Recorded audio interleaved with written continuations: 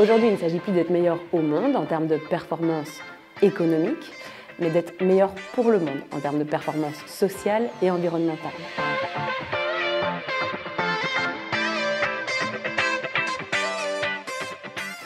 Le monde est en changement pour l'instant. Il y a de plus en plus d'enjeux sociaux, climatiques. Quand on a envie d'être porteur de projet, quand on a envie de lancer une entreprise, de monter quelque chose, on ne doit plus juste faire attention à la performance économique du projet, mais on doit aller un peu plus loin et se dire tiens, le monde change, comment faire pour évoluer dans ce projet avec ces changements, comment faire pour aussi avoir un impact social et environnemental et pas juste économique. Attention, ça ne veut pas dire aussi qu'on met tout le côté économique de côté, il reste indispensable, mais il doit aller de pair avec cet impact social et environnemental qu'on peut avoir sur le monde. Pour vous donner un exemple, admettons que demain vous ayez envie de lancer un projet, il va falloir vous poser des questions.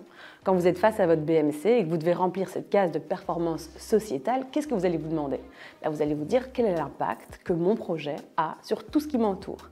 Alors quand je dis tout ce qui m'entoure, c'est sur la nature, sur les bénéficiaires, sur les utilisateurs, sur la planète. Quels sont les impacts positifs, mais quels sont aussi les impacts négatifs? Comment je vais faire pour les maximiser quand ils sont positifs et comment je vais faire pour essayer de les diminuer quand ils sont négatifs?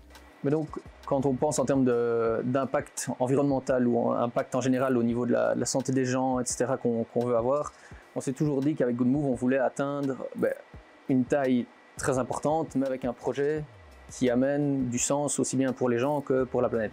Donc ça doit être quelque chose ça doit être des produits qui doivent être sains pour les gens, mais basés sur un modèle qui est sain pour la planète. Alors dans le projet, on a un aspect environnemental qui est assez clair en fait de base.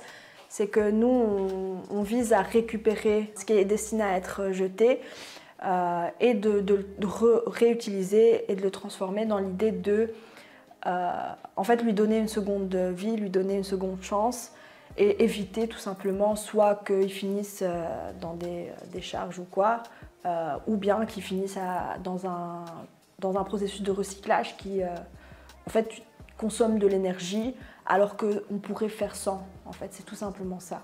Avant, on avait un modèle économique très linéaire. Quand on dit linéaire, ça veut dire quoi? Ça veut dire qu'en fait, on va prendre des ressources, on va puiser des ressources, on va les transformer, puis on va les utiliser, et puis on va les jeter. Donc c'est très linéaire. Ça veut dire qu'on puise sans cesse et on jette sans cesse. L'idée, c'est de se demander, avec votre projet, de quelle manière vous pouvez le rendre plus circulaire. Des ressources, on a dû en puiser, mais il y en a plein qui sont déjà sur Terre. Donc comment faire au moment où vous allez jeter ces ressources pour réutiliser ces ressources et ne pas aller en rechercher des nouvelles? Bien entendu, la circularité, c'est bien plus compliqué que ce que je vous donne comme exemple là, mais se poser des questions sur l'impact, se poser des questions sur la manière dont vous allez utiliser les ressources, utiliser les déchets, c'est déjà un super premier pas.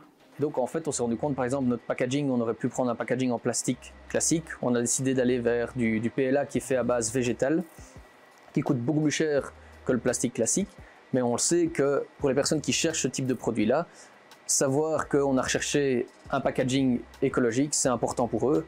Il n'est pas encore parfait, on devra encore aller plus loin dans notre démarche pour le rendre pour que la démarche entière soit vraiment 100% écologique. Mais c'est déjà un premier pas et je pense que ça, c'est important vraiment pour les gens aussi, quoi. Nous, c'est surtout environnemental, dans principalement le gaspillage alimentaire, réduire des fruits et légumes qui ont été produits et qui finiraient à la poubelle. Sinon, il y a aussi le fait de manger des produits locaux, en fait. Enfin, locaux et de saison, c'est respecter le cycle naturel du produit, c'est ne pas ajouter d'intrants chimiques ou de produits, etc. Et donc ça, c'est aussi très important. Donc vous pouvez vraiment, tout autour de vous, que ce soit pour vos partenaires, vos bénéficiaires, vos utilisateurs, essayer de voir quel est l'impact que votre activité a. C'est ça, la case performance sociétale. C'est ces questions-là que vous devez vous poser.